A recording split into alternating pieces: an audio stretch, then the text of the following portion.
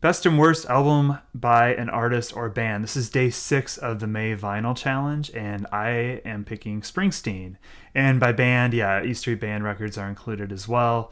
Best, I think, is Nebraska. I tend to prefer Springsteen when he's stripped down and doing his own thing, especially the last 20, 30 years, definitely.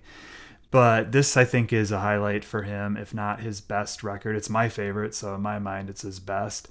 It's very stripped down. It was recorded on a 4-track. It's, I think, 12 songs, very serious songs, very powerful songs. Really, really, really, really creates a mood. It's very stark, very winter-like. The cover is perfect for this album.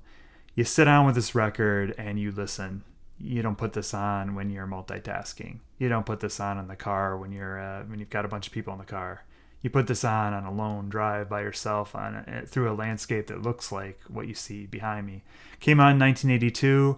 Originally, it was demos for something that might have become Born in the USA. Drove around with it, played it in his car, decided he liked the tape better than anything he was coming up with a band, and just decided to release it pretty much as is, which is amazing to me.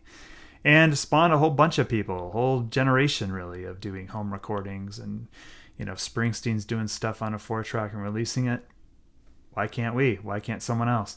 Now, the flip side to this, the worst album by Springsteen, I think, is Working on a Dream. Oh my God. Look at the album cover. Springsteen's album covers were never that great. He has, I don't know what the deal is.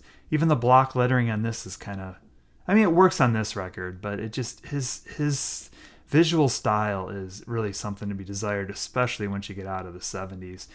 But Working on a Dream takes it to a whole nother level. And can you judge, or should you judge an album by the cover? In this case, yeah, you kind of can, unfortunately. Sad thing about it is he finally just recorded a follow-up very quickly after Magic, which is a pretty decent E Street Band record. And instead of fussing over it, but he probably learned his lesson that yes, he probably is best when he fusses over things. The other weird thing about Working on a Dream is it is probably the only record I can think of where the bonus tracks are way, way better than the album itself. There's a tribute to Danny Federici on there, and there's also a song that was in the Wrestler movie with Mickey Rourke called The Wrestler. Those songs I think are better than anything on the actual record. Queen of the Supermarket, bad, bad, bad, bad, bad. But play this one instead. It's brilliant.